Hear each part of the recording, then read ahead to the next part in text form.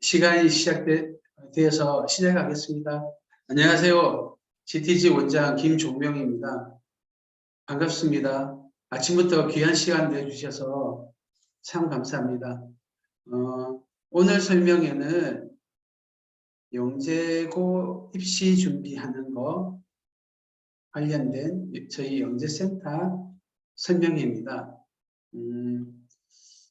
아마 2월 하순쯤에 영재교육 관련된 거를 한 번 더 하긴 할 텐데요. 요거는 영재교육 관계됐다기보다는 좀 실전적인 영재고 입시 로드맵, 거기서 주의할 것, 그리고 GTG에서 어떤 프로그램 준비하고 있는지 그런 거를 안내드리는 자리입니다.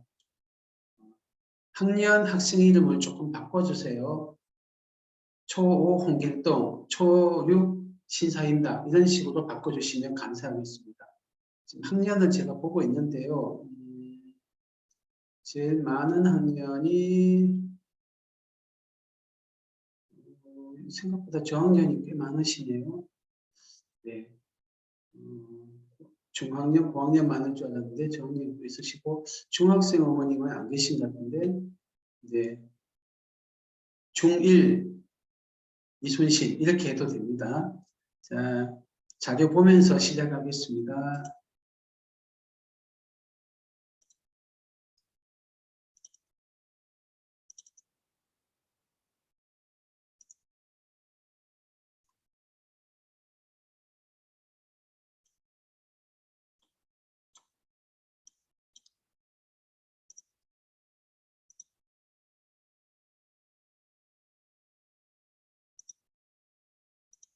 네. GTG에서 영재센터를 가지고 있는데요. 저희가 이따가 좀 자세히 보여드리겠지만 저희 실적이 굉장히 탁월한 실적이 있어요. 저희 출신이 저희가 이제 중등부를 안 한 지 이제 3년 정도 됐습니다. 3년 정도 됐는데 마지막 중등부, 중1까지만 하다가 저희가 이제 중등부를 없애면서 강제로 저희 학원을 떠나게 됐던 애들이 있는데요. 걔들이 4명, 사실은 3명이었어요. 3명이고 그 전에 일찍 떠났던 학생까지 하면 4명 있었고요. 저희가 4명 정도가 중학생이 있었는데 그 중에 2명은 서울경제고 그 중에 1명은 우선 선발로 붙었고요. 그 다음에 다른 1명은 부산경제고 한국과학영재학교에 합격했어요.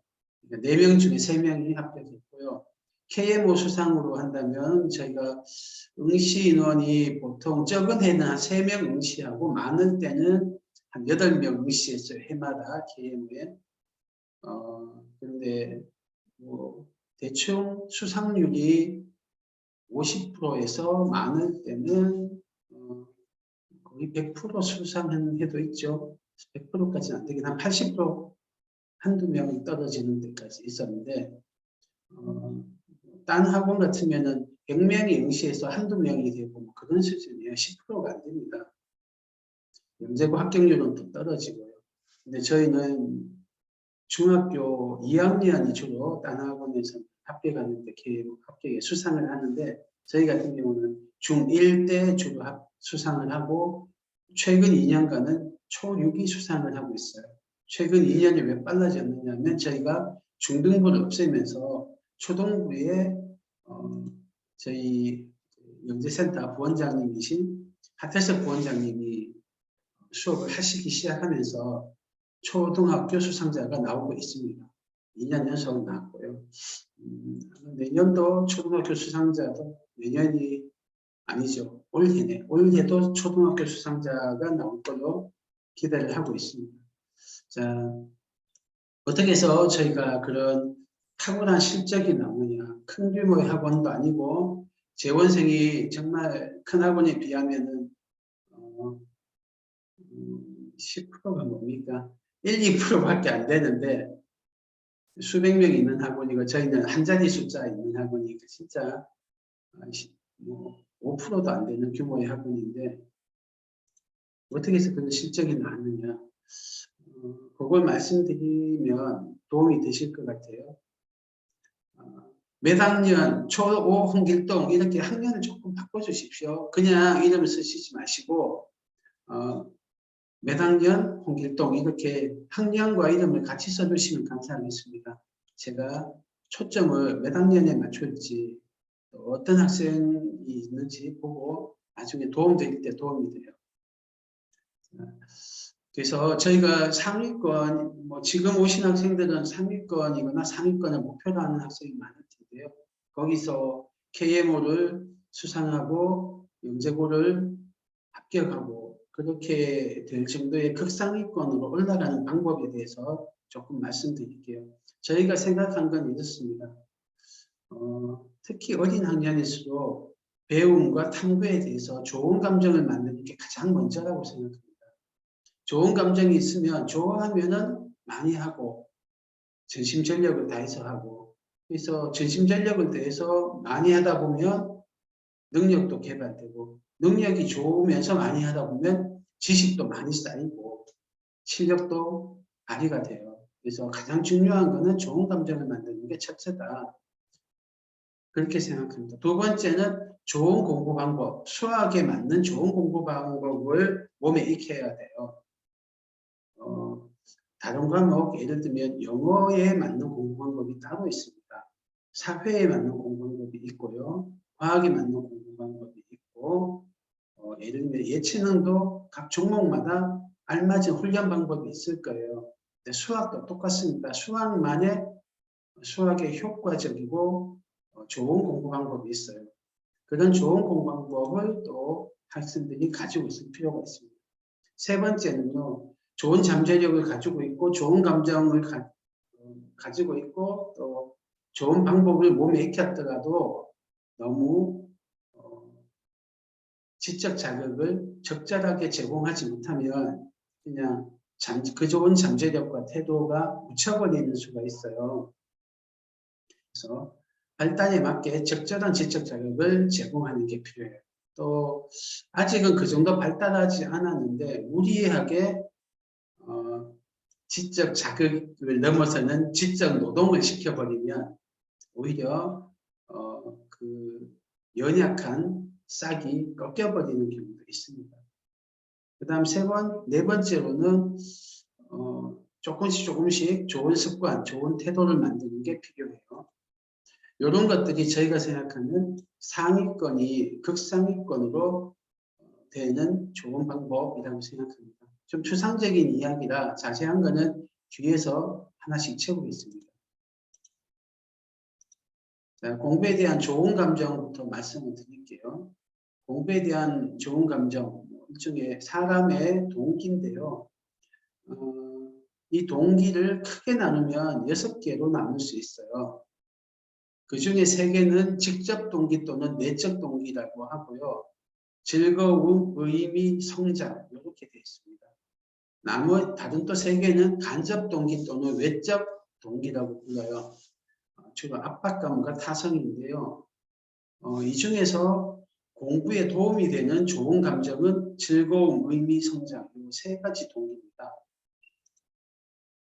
이 이론은 제가 경영서의 무엇이 성과를 이끄는가 라고 하는 책에서 아이디어를 얻은 건데요. 해보니까 산업심리학, 경영심리학인데 교육심리학에도 충분히 통할 수 있는 인간의 보편적인 성향에 대한 거라 차용을 했습니다.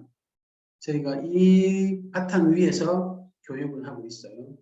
조금만 더 설명을 드리면요.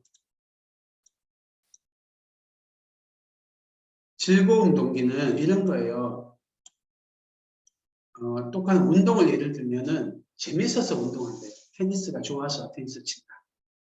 수영이 재밌어서 수영을 한다. 이런 거예요. 여기서 즐거움의 핵심은 호기심, 실패를 허용하는 실험, 그리고 내가 방향과 수단을 선택할 수 있는 자율성, 이것이 핵심이에요. 공부를 말씀드리면 호기심 없이 그냥 잘 먹고 잘 살려고 좋은 대학 가려고 하는 게 아니고 이게 뭘까? 왜 그렇게 될까? 어떻게 하면 될까? 이런 why, how라는 질문을 일으켜서 그 호기심을 쫓아가는 탐구와 문제 해결을 하는 게 필요하고요. 그때 정해진 길, 가장 좋은 길을 배워서 따라가는 게 아니고 자기가 좌충우돌하면서 이것저것 실험해보고 그 중에서 좋은 거, 효과적인 거 찾아나가는 그런 게 실험이에요. 이때 실패를 처벌하지 않는 게 중요합니다. 실패할 수 있는 자유 또는 실패할 수 있는 권리 이런 것이 즐거움을 유지하고 일으키는데 아주 중요해요. 조금 더 다음에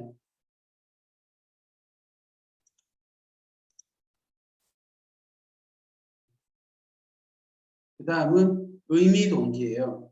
즐거움, 비유하자면 건강해지려고 운동한다예요. 즐거움보다는 조금 약한 동기긴 한데 그래도 자기 내적 동기다. 해독이 적습니다. 그 다음은 성장 동기인데요. 모델이 되려고 운동한다. 이거는 운동 자체적인 것보다는 그거의 결과, 운동해서 몸매가 좋아지고 그래서 모델이 될 거야 하는 거예요. 하여튼 요 세 개는 그래도 공부에 대해서 좋은 감정이에요. 그다음에 공부에 대한 나쁜 감정. 요거는 사람을 움직이긴 움직여요. 이것도. 하지만은 이 동기를 너무 많이 쓰면 독이 있습니다. 그래서 부작용이 꽤 나쁜 부작용이 많이 생겨요. 일단 첫째 정서적 압박감. 부모님을 실망시키지 않으려고 운동한다. 아마 운동선수인가 보죠. 그런 경우. 경제적 압박감. 당근과 채찍 때문에 공부한다. 대표적인 당근이 상대 경쟁이에요. 그래서 1등하고 잘난 사람이 되는 거가 경제적 압박감이에요. 이거를 상당히 많이 부추깁니다. 왜냐하면 바로 효과가 있기 때문에 많이 부추겨요. 옛날에 전교 1등부터 전교 꼴등까지 학교에 다 붙여놓는 시절이 있었어요. 시험 칠 때마다 전교 1등 누구 몇 점, 전교 2등 누구 몇 점 이런 식으로.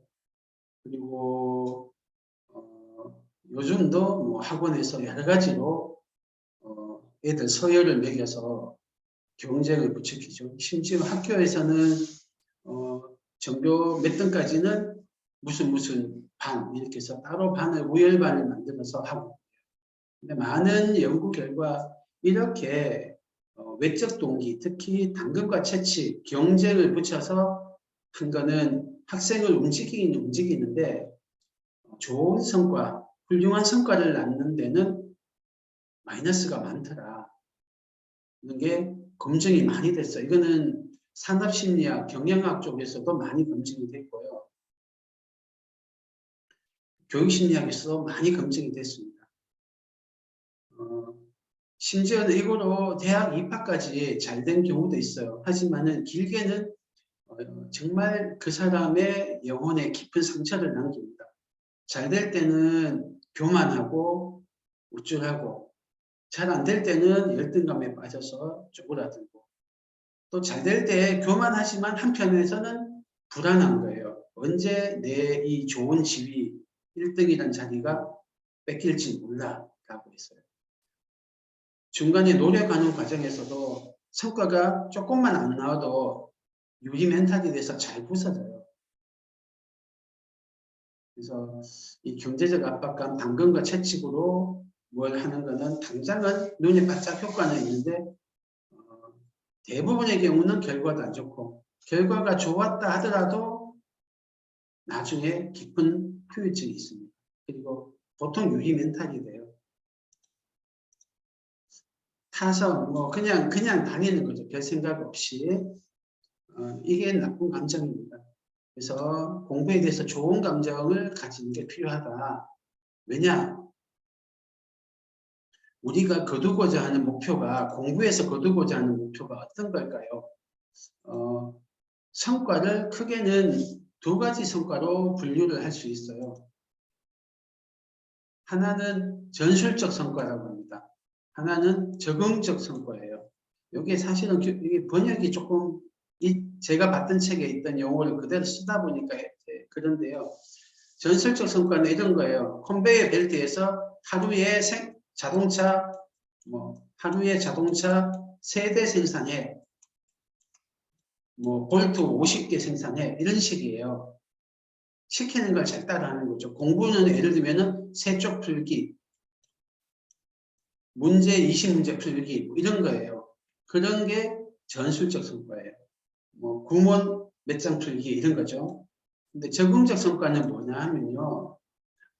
예를 들면은 삼성전자에서 시스템 반도체 사업을 새로 진출한다고 쳐요.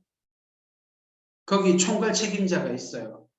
그 사람한테 너는 이렇게 해서 저렇게 해서 이렇게 해가지고 이렇게 해서 이걸 해 라고 말할 수가 있나요? 없겠죠. 단순한 일, 뻔한 일 같으면 하루에 몇 쪽 풀어, 몇 문제 풀어 뭐 이런 거가 되는데 어떻게 해가 다 지시가 가능한데 적응적 성과를 올려야 되는 거. 예를 들면은 공부 같으면은 예를 들면은 최상위권 입시 결과를 낳고 싶어요. 그러려면 부모가 초등학교 때는 일일이 간섭하고 가르쳐서 어느 정도 성적을 올릴 수 있는데요. 그런데 중학교, 고등학교 올라갈수록 부모가 해줄 수가 있나요? 고2, 고3 때 되면 부모가 해줄 수 있는 영역이 점점 적어지겠죠.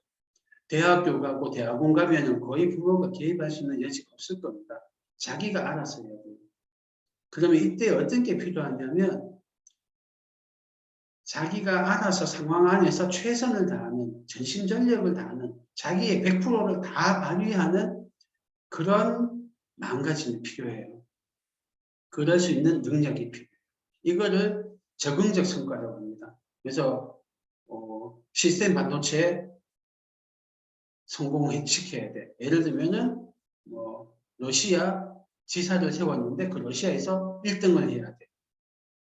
대학으로 치면 어떤 대학에 합격을 해야 돼. 이런 게 이제 적응적 성과예요. 부모가 일일이 지시할 수 없고 자기가 최선을 다하는 그런 게 필요한데요. 그런 거를 북하 상황이라고 합니다. 변동성이 높고 불확실성이 강하고 매우 복잡하고 모호하는 이런 상황에서는 알아서 최선을 다하는 게 필요해요. 당근과 채찍 때문에 하면은 감시하면 하고 감시 없으면 안 하고 이런 식이거든요. 근데 북한 상황에서는 그런 게 없어요. 감시하든 말든 자기가 최선을 다할 수 있어야 돼요. 자, 그렇다면 공부는 어떤 상황일까요? 공부는. 그냥 컨베이어 벨트 앞에 서 있는 것처럼 그냥 시키는 거 하면 되는 상황인가요? 아니면 자기가 부모나 교사가 뭐라고 하든 자기의 최선을 다하는 그런 게 필요한 상황인가요? 공부는 어떤 상황인가요? 그래서 공부에서는 좋은 감정, 내적 동기가 필요한 거예요. 그래서 저희 학원에서는 영재센터에서 물론 사고력 센터나 교과센터도 똑같습니다만 학생들이 자기가 스스로 최선을 다하도록 유도를 합니다. 그리고 그 맛을 느끼게 유도를 해요. 영재센터에서는 어떻게 하냐면요. 이런 게 저희들의 기본 방침입니다. 사고가 빠른 것은 좋죠. 이거 머리가 좋다는 뜻이니까 좋은데요. 그런데 저희는 빠름보다는 깊이를 더 추구합니다. 영재센터에서는. 왜냐하면 이 영재센터 오는 애들은 연구자의 삶을 살 거로 기대를 하고 있어요. 이 연구자가 꼭 대학 교수만 의미하지는 않고요. 예를 들면 삼성전자 연구원, 책임연구원이 되고 임원이 되고 그런 거예요. 점점 우리가 선진국이 되어서 세계 선도 국가가 되고 있는 중이니까 이제는 패스트 팔로우가 아니고 퍼스트 무버예요. 우리 인류 누구도 해결하지 못한 미해결의 문제를 우리가 해결하고 그 대가로 경제적 부가가치를 획득하는 방식이에요. 그래서 대기업 같은 경우는 연구직이 부가가치가 높은 기업일수록 연구직의 비중이 굉장히 높습니다. 몇만 명 단위로 연구직이 있어요. 그리고 임원, 고위 임원도 주로 연구직 출신들이 많이 올라갑니다. 그래서 이런 연구자에게는 빠름보다는 깊이가 더 중요해요. 저희도 그래서 그렇게 합니다. 수학자 힐베르트도 유명하긴 하죠. 힐베르트도 빨리 하는 것보다는 깊이 있는 걸 추구했더니 나중에 점점 어려워질수록 그 진가가 발휘되더라. 그런 내용입니다. 저희 영재센터에서 했던 방법, 이게 그 타고난 실적을 올린 이유가 되는데요. 꼭 저희 학원 안 다니시더라도 이런 방법으로 공부를 시키시면 좋을 것 같아요. 답이 나왔다고 해서 문제가 진정으로 해결된 것은 아니다. 답이 맞는 것을 넘어서서 왜 그 풀이 과정이 적합한지까지 알아야 돼요. 그리고 좀 이따 나오겠지만 이런 것들을 해야 돼요. 밑에 있는 같이. 그래서 저희는 어떻게 하고 있냐면 지식 기반 학습을 하지 않고요. 문제 해결 기반 학습을 해요. 영어로는 problem based learning이라고 합니다. 날이 있지 너무 콩글리시네요. 지식 기반, knowledge 기반 based learning이 아니고 problem based learning이에요. 일단 문제를 던져 놓습니다. 문제 해결 기반 학습을 저희가 하거든요. 특히 영재센터가 이게 강합니다. 교과센터는 조금 다른데요. 영재센터는 문제 해결 기반 학습을 기본으로 설계가 되어 있어요. 그래서 문제 해결 기반 학습에서는 문제를 통해서 학생들이 어떤 개념이나 원리를 부딪히게 하고요. 그 과정에서 과거에 있던 경험과 지식을 총동원하고 새로운 수학적 현상을 자기가 관찰을 합니다. 그래서 이 새로운 수학적 경험에서 얻어진 자료를 재해석을 해서 새로운 지식이나 개념, 원리로 가공을 해요. 그래서 문제를 해결합니다. 그 과정에서 어떤 일이 벌어지냐면요. 아이들 머릿속에서는 이런 게 벌어져요. 문제를 찾으면서 문제와 관련된 이 과거의 경험과 지식을 끌어내요. 기존 지식, 기반 지식을 끌어내고요. 그래서 자기만의 풀이를 만들고요. 풀이를 만들고 끝나지 않습니다. 풀이를 돌아보게 해요. 검산이라고도 하죠. 그 다음에 설명을 시켜요. 제가. 설명하면서 내가 이렇게 했는데 이때는 실패했어. 근데 이렇게 아이디어를 돌렸더니 성공했어. 요거는 검산하는 거하고 달라요. 검사는 맞느냐 틀리느냐 전체 풀이를 점검하는 차원이라면 사고 과정을 되짚어보는 건 내가 이런저런 시도를 했는데 이때는 내가 실패를 했어. 근데 요 실패 속에서 요런 실마리를 찾아서 아이디어를 이렇게 전환했더니 이렇게 됐구나. 사고 과정 자체를 되짚어보는 거예요.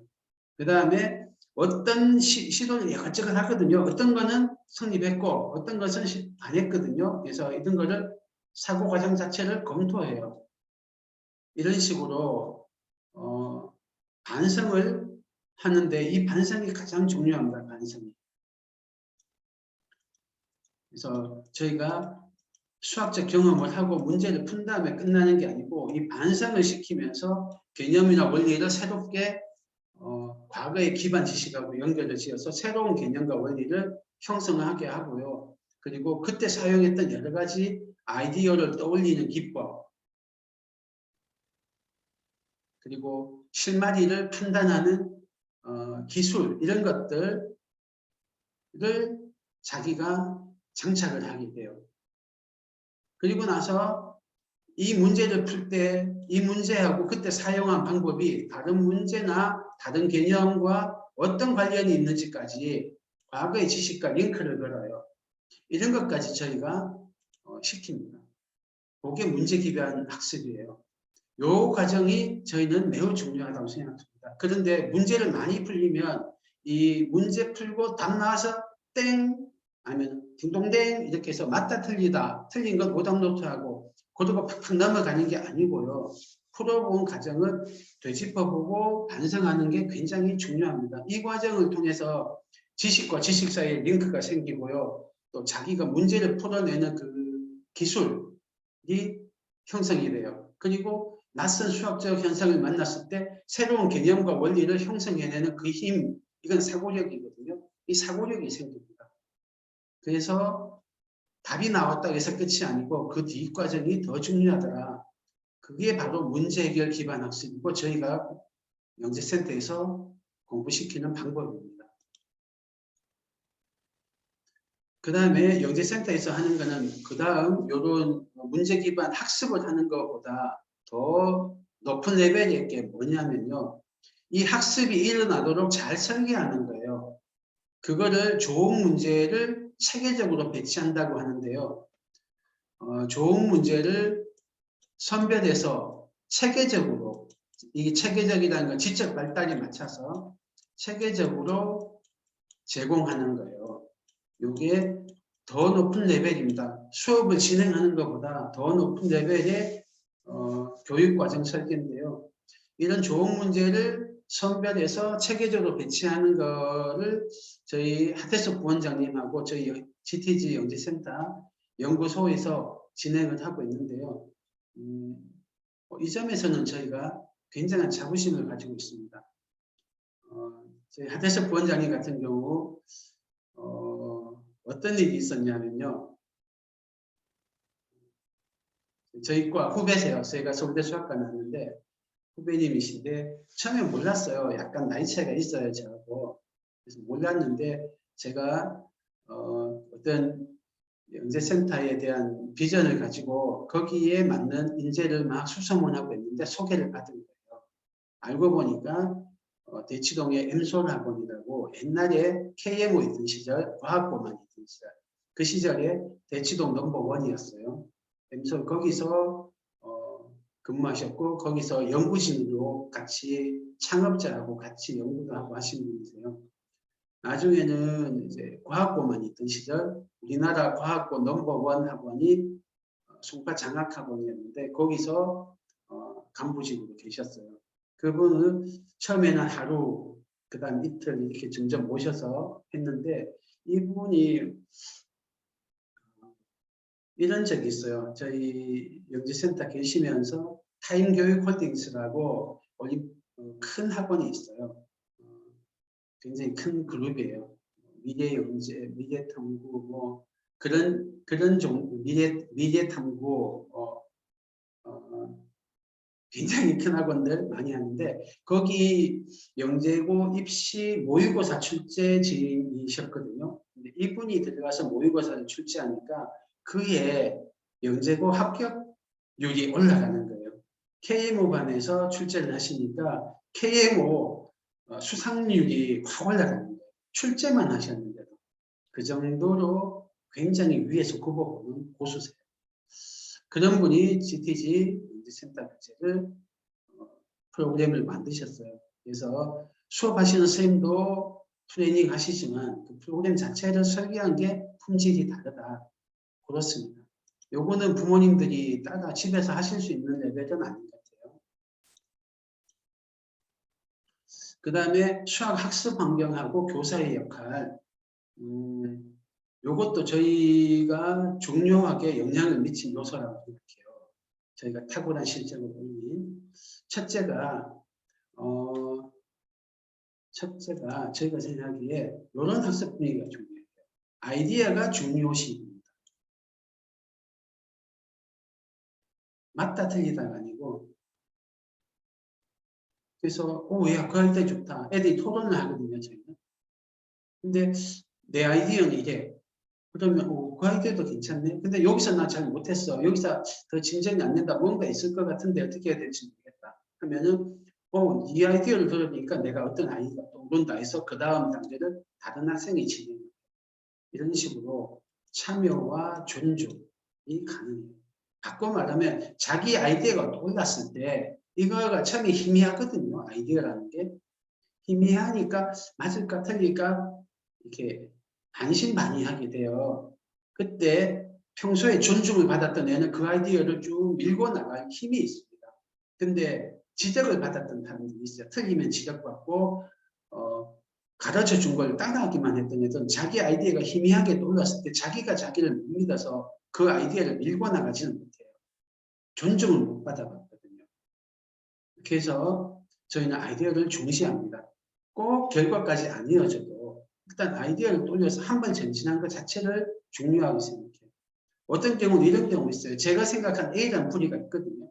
그게 가장 효율적이라고 생각했어요. 그런데 어떤 학생들이 제가 생각하지도 못한 다른 방법으로 풀었는데 그 방법을 학생의 중간에 막혔어요. 근데 교사가 참여해서 같이 풀다가 보면 그 아이디어를 끝까지 밀고 가서 이제 성공해요. 성공했는데 이게 제가 생각했던 효율적인 방법보다 더 좋은 방법인 경우도 있어요.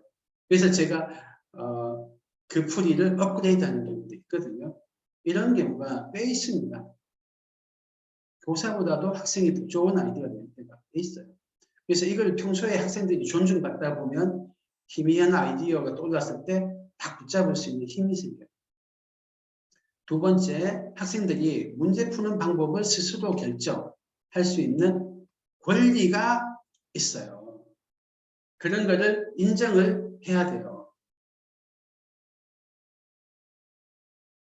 이게 돼야지 좋아요. 근데 보통은 어떻게 하냐면 KMO방 가면은 한 10,000문제 정도를 애들을 가르쳐서 풀리거든요. 그러면 이 문제 풀어봐봐.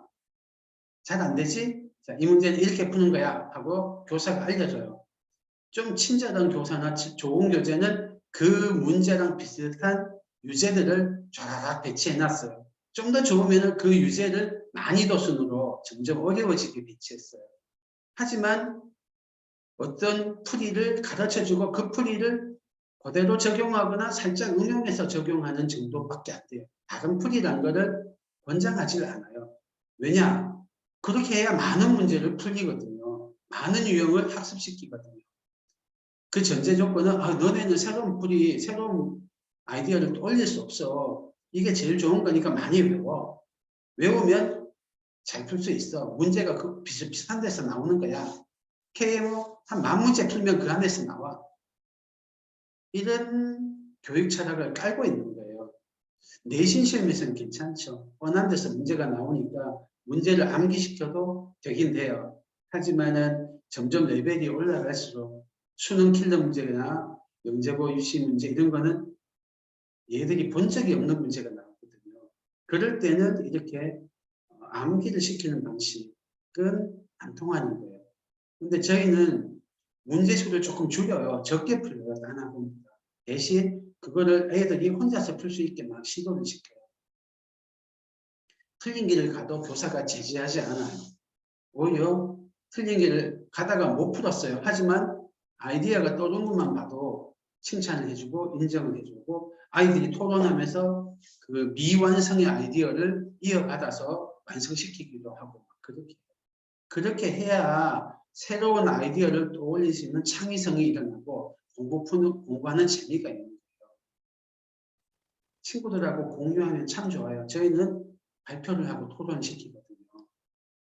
세 번째가 중요한 게 뭐냐면 실수에 대한 거를 태도가 달라요. 실수를 답이 안 나서 맞는 아이디어 같은데 답이 틀렸어. 그럼 자기가 점검하면서 여기서 실수가 있었구나. 계산 실수인 경우도 있고요. 논리적 실수인 경우도 있고요. 여러 가지인데요. 이 실수를 자기가 성장하는 기회로 삼고 새로운 풀이를 만드는 계기로 삼아요. 이게 반복되면 실수를 나쁘다고 생각 안 하고 실험이라고 받아들여요. 그게 실수가 실패가 아니고 실험이구나. 그러면 내가 이 실수라는 어떤 실험을 했는데 그 속에서 잘 관찰하면 성공으로 가는 실마리를 찾을 수 있구나. 그렇게 돼요.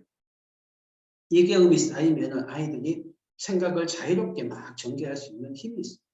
근데 실수하면 처벌하고 오르면 칭찬하고 가르쳐준 거 따라하게 하고 이런 식으로만 공부를 하게 되면 뇌가 오그라들어요. 그래서 자기가 뭔가를 좀 새로운 아이디어를 떠올리려고 하다가도 자기가 검열을 해요. 아니야. 이거는 아닐 거야. 이렇게 희미한 아이디어로는 풀리지 않아. 확실한 기억이 제일 중요해. 근데 처음부터 끝까지 다 할 수 있도록 외워야 돼. 그러니까 아이디어를 못 떠올리고 새로운 방법을 못 찾으니까 처음 보는 문제를 잘 못 풀게 돼요. 공부도 재미없죠. 자꾸 암기만 하니까. 성공해도 잘 기억했네지 내가 스스로 힘으로 성공했다가 아니까 성취감도 이렇게. 자, 그래서 수학학습 환경에서 저희가 중요하게 생각하는 세 가지입니다. 그럼 교사는 여기서 어떻게 하냐면 교사는 학생들의 시도를 장려하는 형태예요. 실패했다고 하면 왜 실패했는지 교사가 관찰을 해요. 그래서 무조건 개입하지 않고 적절한 타이밍에 개입합니다. 근데 그 배후에는 학생들의 해결 과정을 존중해요. 자기가 생각한 풀이하고 달라도 인정을 해요. 그래서 저희 선생님들은 힌트를 안 줘요. 힌트는 자기가 생각한 풀이로 유도하는 거거든요. 그래서 발문은 합니다. 힌트가 아니고 발문을 해요. 힌트는 자기가 생각한 풀이로만 유도하는 거고요. 발문은 학생들이 생각을 포기하는 지점에서 생각을 굴릴 수 있는 거리를 제공하는 거예요. 주어진 조건을 다 써먹었니? 한번 조건을 요약을 해보자. 구하는 걸 알려면 뭘 구하면 좋을까? 그림을 한번 그려볼래? 이 조건이 없으면 문제가 해결돼? 이런 게 발문이에요.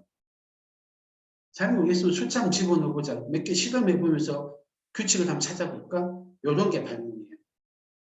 심지어는 자기가 생각한 풀이하고 다르니까 교사가 멈추는데 학생들이 떠올리는 아이디어를 불확실하지만 학생들하고 같이 아이디어를 밀고 나갈 수 있어요. 기꺼이 불확실한 상황에서 학생들하고 같이 탐구를 해요. 그래서 저희 수업을 보면 선생님이 그것도 몰라요. 이렇게 하는 애들이 가끔 있어요. 딴 학원에서 온 애들은. 근데 좀 지나면은 교사가 자기가 생각한 풀이 말고 학생이 떠올린 아이디어를 같이 밀고 나가는 것을 경험하게 돼요. 그래서 성과가 나는 걸 보면서 교사가 이렇게 우리의 자율성을 존중하는구나. 그렇게 돼요. 그래서 학생들을 긴 탐험을 떠날 수 있게 환경을 가이드해주고 중간중간 난관을 만났을 때 그걸 대신 해결해 주는 게 아니고 그걸 넘어갈 수 있게 응원해주고 격려해주고 필요한 경우 가이드를 해주고 그런 정도의 역할을 합니다. 자, 그래서 교사가 개입하는 단계 또는 학생이 문제 해결을 하는 단계는 이런 관제들이 있어요. 그 중에서 이런 것들은 중요합니다. 통찰. 요거는 교사가 해야 될 역할이에요. 이 앞부분 가르쳐주는 단계는 교사가 잘 안 해요. 저희는. 학생들이 많이 수행하게 합니다. 물론 정리는 해주는데요. 가장 중요한 건 요거예요. 수학적 통찰. 그래서 학생들이 충분히 개념과 원리를 자기 스스로 형성한 다음에 교사가 그거를 정리를 해주고 과거의 다른 지식과 연결을 시켜줘요. 이게 교사가 해줍니다. 물론 학생도 하긴 하는데 교사가 이거를 유도합니다. 이게 너무 추상적이라 이해가 되실지 모르겠네요. 이런 식으로 학생을 탐구와 문제 해결의 주체로 계속 훈련을 시키다 보니까 저희는 많은 문제를 풀리지 못해요. 그렇지만 성과는 더 좋더라고요. 2012년부터 이제 한 10년 됐네요. 저희가 10년 됐는데 여기는 뭐 주로 요 정도 수상을 했을 때 이때 4명이 응시했어요. 4명이 응시해서 2명이 수상했습니다. 뭐 이런 식으로 대부분 요게 뭐 50%에서 많을 때는 한 80%가 수상을 합니다. 응시인원이 굉장히 적은데 수상자가 높고요. 중1이 빼 있어요. 저희가 중1이 빼 있고요. 작년하고 재작년은 초6이 이제 수상하기 시작합니다. 이때부터 저희가 중등부를 없앴거든요. 얘들이 중등부 없어진 1, 2예요. 중1이다가 없어졌어요. KM 앞두고 중등부를 이때 저희가 없앴어요. 마지막 기수예요.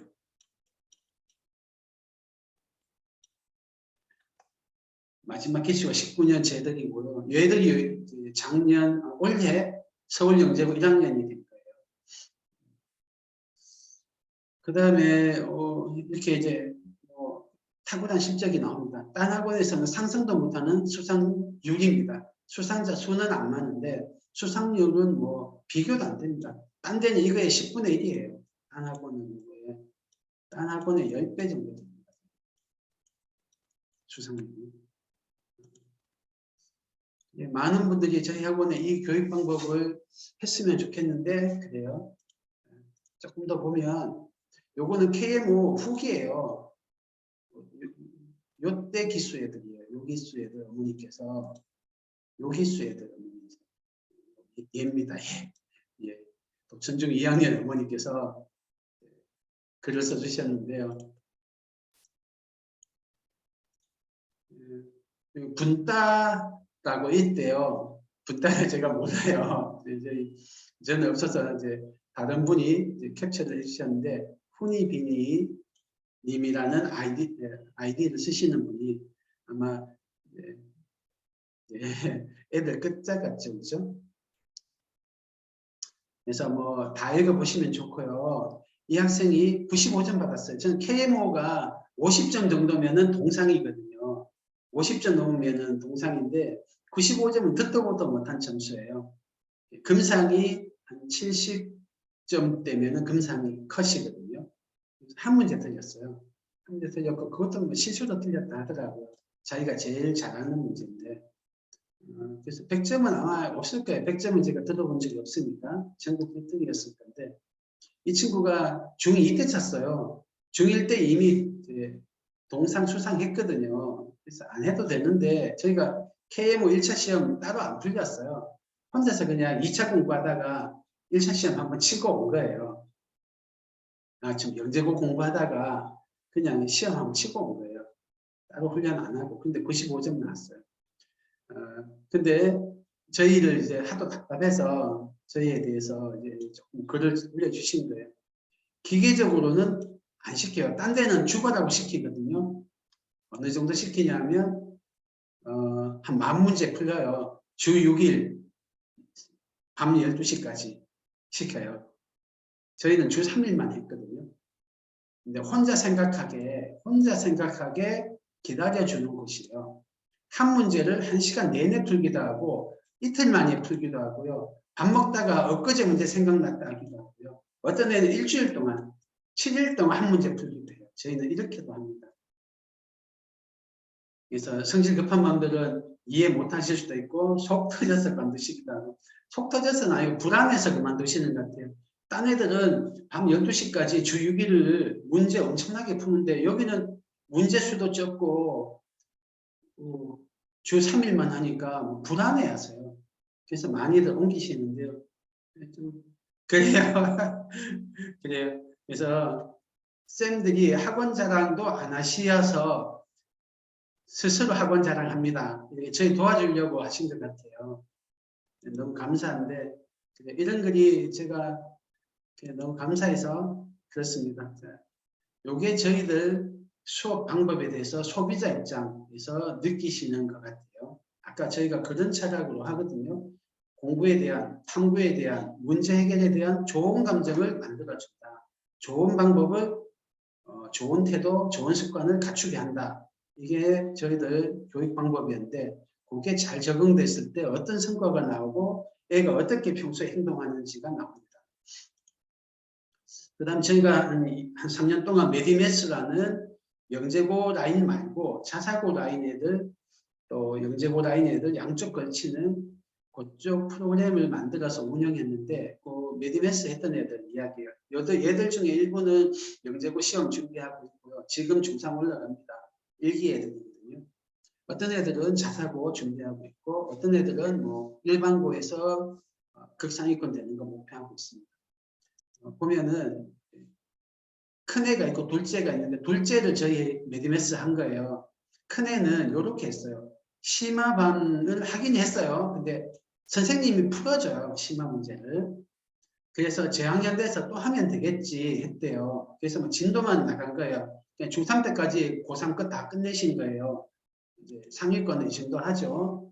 그런데 고등부 들어가 보니까 고3 진도까지 다 나갔다가 허망한 것을 깨달으신 거예요. 그래서 둘째는 저희 메디메스를 했어요. 둘째 때 명함합니다. 첫째는 몰랐지만 심화가 답이다. 집에서 선행은 되나 심화는 힘들다. 요 집이란 게 꼭 집이 아니고 일반 학원이란 뜻이에요. GTG 아닌 일반 학원. 그래서 깊이 있게 하셔라. 진도 조금 덜 나가도 좋으니 그런 뜻이에요. 또 최땡땡 학생 어머니 이렇게 좀 진도 덜 나가고 하니까 불안했는데 수학을 어려워하지 않으면서 스스로 문제를 풀어가는 과정을 즐기는 것으로 보여서 심화 과정을 지치지 않고 재미있게 하는 방법을 알게 된 것 같습니다. 저희 메디메스 하면서 부작용이랄까? 나쁜 의미의 부작용이 아니고요. 사이드 이펙트, 예상하지 못한 부수적인 효과가 뭐가 있었냐면요. 메디메스 애들이 처음에는 저희가 영재고 아니고 자사고 생각하고 만들었거든요. 근데 이거 하다가 애들이 영재고반으로 빼갔어요. KMO 하러 간 애도 있고 영재고 하러 간 애들도 있고. 좀 영재고나 KMO 하는 거로도 늦었는데 애들이 머리가 개발되고 수학을 점점 깊이 파고드니까 욕심이 나나 봐요. 그래서 저희 하던 애들 중에 한 3분의 1 정도는 영재고 라인으로 옮겨갔어요. 하거나 운영하는 입장에서는 학생들이 빠져서 좀 아쉬웠는데 어쨌든 사이드 이펙트가 그런 게 있었어요. 그 다음에 이건 학생 입장입니다. 학생 입장인데 어떤 게 좋았냐면 처음부터 문제를 해결해 나갈 방향을 잡고 푸는 것이 아니라 내가 스스로 그 방향을 찾기부터 한다는 게 좋았대요. 이게 뭔 뜻이냐면 처음부터 문제 해결할 방향을 잡고 푸는다는 게 배워서 적용하는 거예요. 이거는 배움이고요. 좀 학습해서 문제를 배웠다는 뜻이죠. 그게 아니고 처음에 안 배웠는데 스스로 했다는 거예요. 스스로 자기 머리로. 그랬더니 그게 더 좋더라. 재밌더라. 기억도 더 잘 나더라. 이런 이야기예요. 심한 문제를 풀어볼수록 저희가 느끼는데 어려운 문제일수록 애들한테 오답 노트를 몇 번 시켜도 계속 까먹어야 돼. 좀 지나면 까먹고 좀 지나면 까먹는데 자기 힘으로 했던 거는 한참 지나다가 까먹어. 다시 좀 시간 들이면 문제 풀어야 돼. 확실히 다르거든요. 그런 경험을 학생들이 이야기하더라고요. 자, 그래서 저희가 이런 방법으로 수업을 했습니다. 그 다음에 영재고 입시 로드맵을 조금 말씀을 드릴게요. 로드맵 짤 때 조심하시는 것 중에 첫 번째, 우리 애는 영재고 생각 안 하는데요 하시더라도 극상위권 목표하시면 중1 중반까지는 공통이거든요. 영재고 준비하는 과정이나 자사고나 일반고 준비하는 과정이 공통이니까 영재고에 관심을 두셔라. 두 번째, 너무 어릴 때는 암기 위주로 많은 문제를 풀리고 어려운 문제를 오답노트 시켜가면서 하는 학습 노동을 조심하셔라. 세 번째, 지식보다는 능력이 중요하고 능력보다는 감정과 태도가 더 중요하더라. 그래서 수학에 대한 좋은 감정, 탐구와 문제개에 대한 좋은 감정을 만들어 주시고 좋은 공부 습관, 좋은 공부 방법을 갖춰 주셔라. 다음에 저희가 2학년부터 조금 말씀드릴게요. 현재 2학년들은 저희가 이때까지 영재센터에서 주관해서 반을 편성하고 한 적이 없어요. 그냥 가이드만 해드리고 3학년부터 영재센터에서 키워서 데리고 갔는데요. 올해는 제가 2학년 학생들 사고력 수업을 하면서 바뀐 환경을 좀 알게 됐어요. 그래서 조금 일찍 시작을 하려고 합니다. 3월 달에 저희가 영재센터에서 하는 반을 신설할 예정이에요. 3월에. 4학년 1학기 4-1부터 시작할 생각입니다. 3-2 심화를 병행합니다. 이거를 두 개를 병행하고 문제 결력도 같이 합니다. 그렇게 해서 요번에 신설하니까 한 반만 할 생각이거든요. 한 반만 할 생각이니까 관심 있으신 분들은 문의를 주십시오.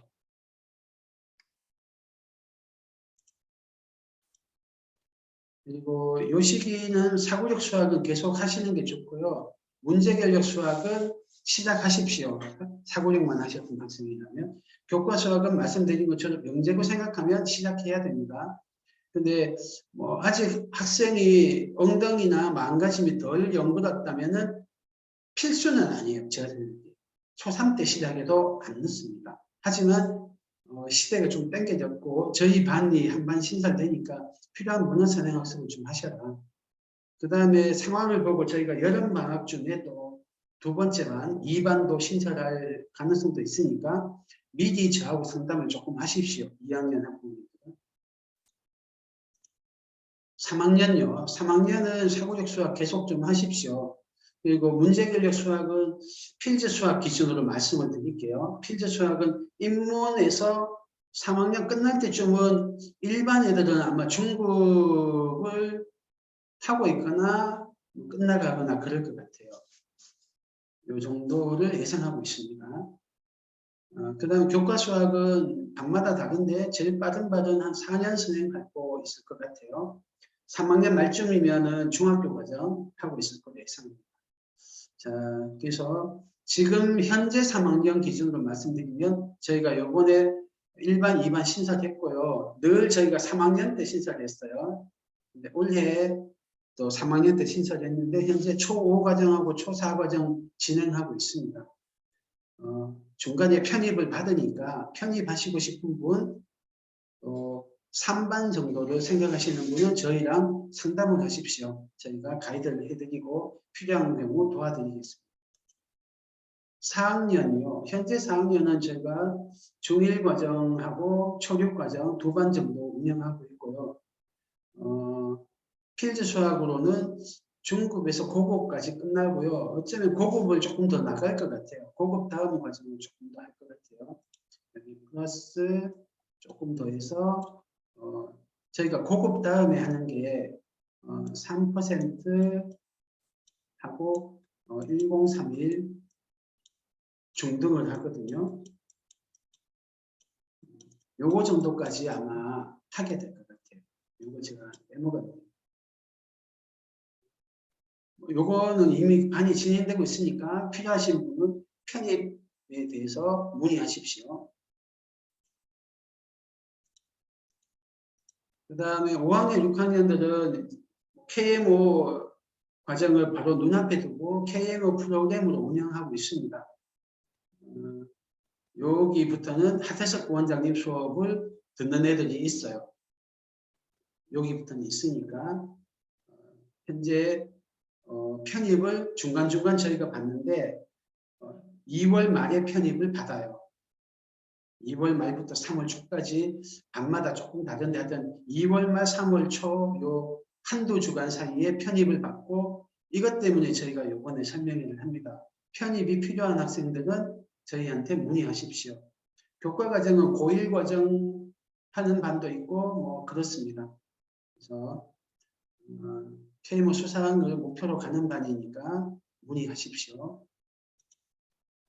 중학생, 저희가 중등부는 없는데 중1 때까지는 저희가 저희 영재센터에서 수업을 합니다. 왜냐하면 얘들이 초6 때 공부해서 중1 5월 또는 6월 달에 KMO 1차가 있고요. 합격한 애들은 11월 달에 2차가 있으니까 그거는 저희가 책임을 져야 돼서 중1까지는 저희가 영재센터에서 가르치고 있어요. 중학생은 로드맵을 어떻게 잡으시면 좋으냐면 지금 고학년들 해당되겠는데 중1 KMO까지는 한번 응시를 해보세요. 해보고 나면은 견적이 나오거든요. 그래서 1년도 KMO 할지 안 할지 정해집니다. 그래서 만약 중2 KMO를 한다고 하면은 KMO 치고 이제 영재고 입시를 하면 되고요.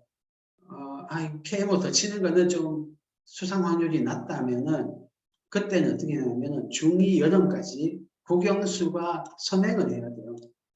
선행하고 심화를 하면서 그러고 나서도 영재고를 생각이 있으면 영재고 입시를 중2 여름부터 보통 영재고 반이 모집이 되거든요. 그때 가서 영재고 반 들어가시면 돼요. 왜 이렇게 하느냐? 너무 KMO에 올인했다가 영재고 입시 떨어지고 나면은 나중에 고등부 가서 굉장한 난관이 있어요. 수학하고 과학만 하다 보니까 국어 영어도 안 돼 있고요. 심지어는 수학도 영재고 입시는 고1 과정까지만 하거든요.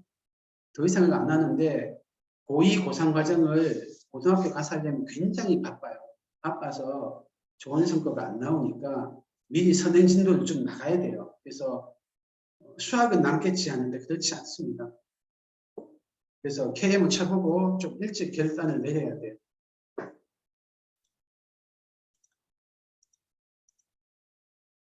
그 다음에 진로별로 수학 공부, 영재고 요거는 넘어갈게요. 오늘 영재고만 중심으로 하니까 자료만 보시면 되고요. 현재 4학년 기준으로 보면은 4학년 때 중1, 4학년 시작하면서 중1 거를 좀 끝나가는 중이에요. 지금은 조금 늦게 시작했어요. 저희가 평소보다. 근데 원래는 3학년 말쯤에는 중등이 끝날 것 같아요. 제일 빠른 반 기준이에요. 그 다음에 중2, 중3을 2달에 한 학기씩 나간다고 보시면 돼요. 그 다음에 고등과정을 4학년 때 들어가서 고등과정 기본 정석 정도를 끝냅니다. 그 다음에 실력 정석은 5학년 때 한다. 그렇게 보시면 돼요. 이건 하나의 예시니까 참고만 하시고요. 꼭 이 길을 따라가야 영재고 간다는 아니에요. 영재고 가는데 중요한 거는 선행 속도가 아니고 깊이입니다. 빨리 가는 것보다 깊이가 중요하니까 더 중요한 깊이를 만드는데 먼저 우선 하셔야 돼요. 그런데 너무 진도가 늦으면 갈 수 있는 반이 없어요. 그리고 나중에 깊이를 하고 싶어도 시간이 없어서 깊이 못 들어가요. 그래서 너무 처지지는 않게 하셔야 돼요. 너무 처진다의 기준이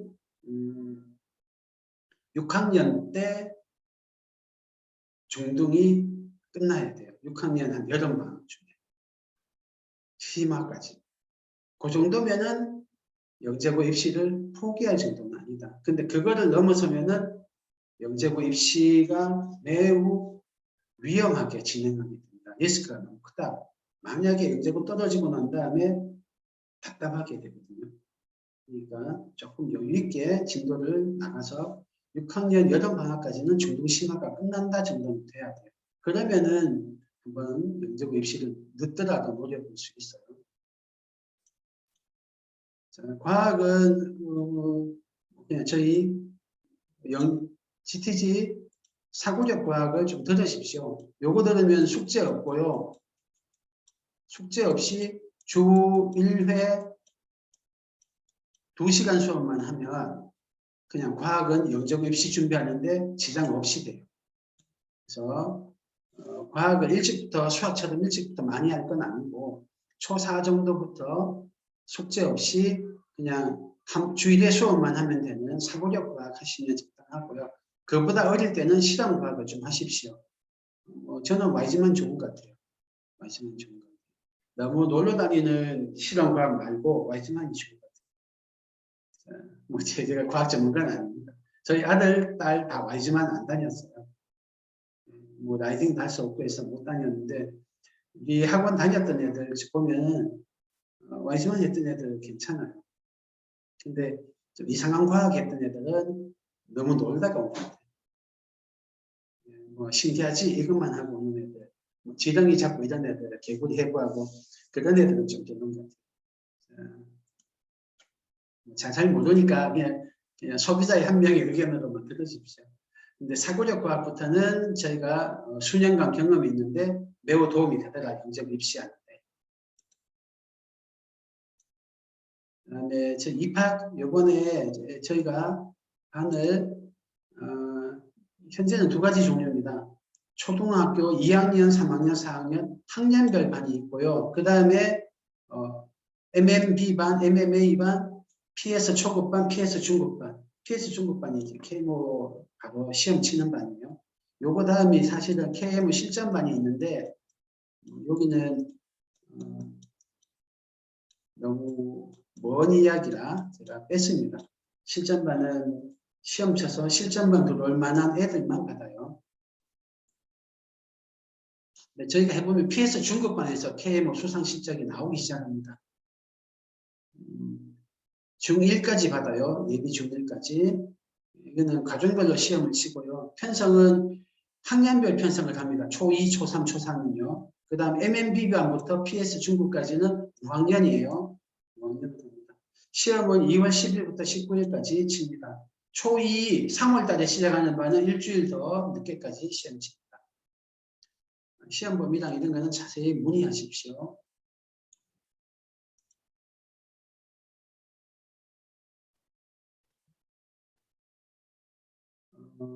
저희가 준비한 시간은 끝났고요. 그 다음에는 질문, 질의응답 시간 하겠습니다.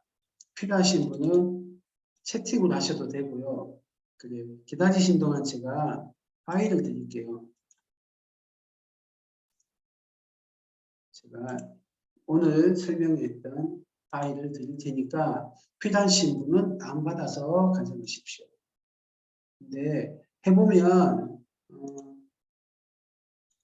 폰이나 탭으로 하시는 분은 다운이 안 된다 하시더라고요. 그런 분들은 저한테 따로 요청을 하십시오. 데스크에 요청하시면 저희가 파일을 따로 보내드릴게요. 데스크로 하셔도 되고 아니면은 저한테 직접 하셔도 되고요. 잠깐만요. 자료를 올려드릴게요. 제가 지금 오늘 설명의 자료 올려드렸습니다. 필요하신 분은 다운받아서 다시 보시고요. 저희 영상 블로그에 올려놓을 테니까 영상 다시 시청하셔도 됩니다. 자, 질문 조금 오전에 제 전화번호 알려드릴 거예요. 010-2434-2803이고요. 자료 필요하신 분은 요청해 주세요. 이제 질문할게요. 초사 라이언님, MMB, MMA, PS반 교재는 저희 자체 교재입니다. 아까 말씀드린 아주 고수가 위에서 굵어보고 좋은 문제를 지적 발달에 맞춰서 체계적으로 배치한 교재예요. 이거는 뭐 딴 데서 흉내낼 수 없는 교재입니다. 저희 하태석 부원장님이 출제만 했는데 KMO랑 영재고 합격 실적, 수상 실적이 올라갔다고 말씀드렸죠. 그 정도로 고수가 만든 교재입니다. 중등 과정은 한 학기 2개월 정도 맞습니다. 한 학기 2개월 정도고요. 근데 반마다 조금 다릅니다. 잘하는 반은 좀 빨리 나가고요. 조금 아닌 반은 조금 자기 페이스에 맞춰서 하는데 두 달로 보시면 됩니다. 사고력 과학은 자체 교재고요. 대학부설 영재교육원에서 썼던 교재를 저자 직강이십니다. 박사님이세요. 박사님께서 저자 직강이시고요. 그다음에 초사라이언, 아이고 잠깐만요. 제가 파일을 올려드린 게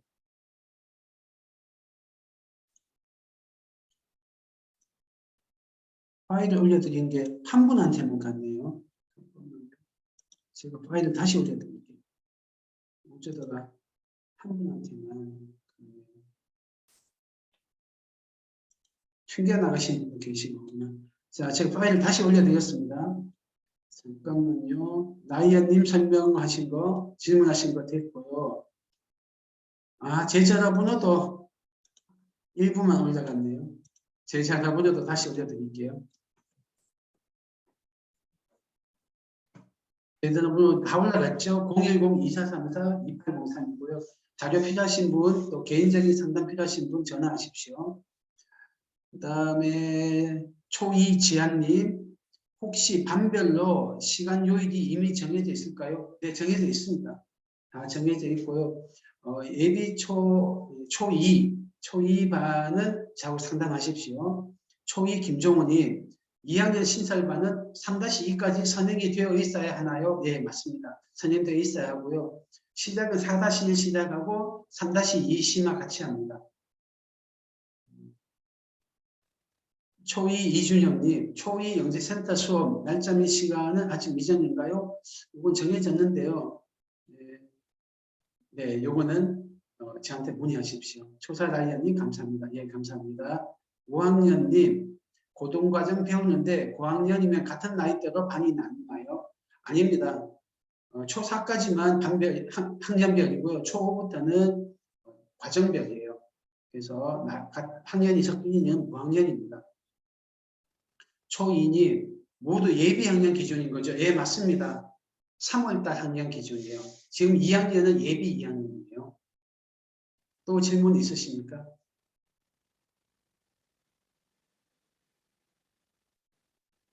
예비 초2 학년은 지금 3월달에 한번 개설하고 여름방학쯤에 한 번 더 개설할 예정이에요. 그래서 진도가 조금 안 맞아서 그렇게 어려운 학생. 지금부터 교과 진도는 안 다니고 싶은데 그런 학생은 저하고 미리 상담을 해서 예약을 해 놓으십시오. 그러면 저희가 맞춰서 반을 개설하겠습니다.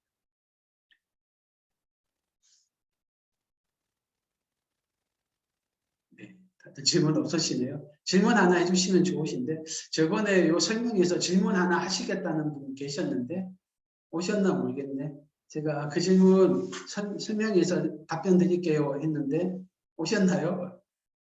오셨나요? 우리 2학년 학부모님이신데 안 오셨나 보다. 볼까? 2학년 학부모님 중에 오셔서 질문해 주세요. 그 질문이 도움됩니다. 했던 게 있었는데 뭐였는지 기억이 안 나네. 뭐였지 기억이 안 나네. 다른 그게 없으면 없으신 것 같은데요. 여기서 마치겠습니다.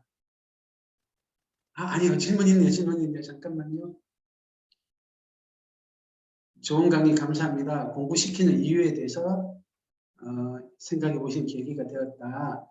자꾸 본질을 놓치게 되는데 정신 차리게 된다. KM이든 영재고든 붙으면 좋겠지만 못하더라도 GTG에서 아이들이 배운 경험이 아이들 삶에 큰 힘이 되리라 생각합니다. 감사합니다. 예, 감사합니다. 저희가 그런 마음으로 설명을 했어요. 그런 마음으로 수업하고 있어요. 네, 감사합니다. 긴 시간 감사합니다. 네, 안녕히 가십시오.